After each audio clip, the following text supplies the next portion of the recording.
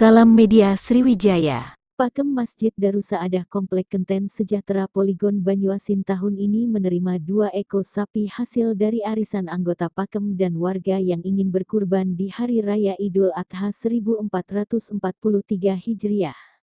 Ada 2 ekor yang akan dipotong untuk kurban, kata Ketua Pakem Masjid Darussaadah Ustaz Hendra saat dibincangi di Anggrek 6 Perumahan Kenten Sejahtera Poligon, Minggu tanggal 10 Juli tahun 2022.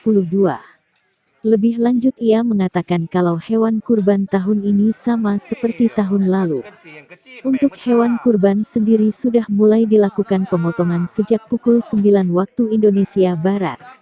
Untuk hewan kurban ini nantinya akan dibagikan warga sekitar dan pengurus Pakem Masjid Darussaadah.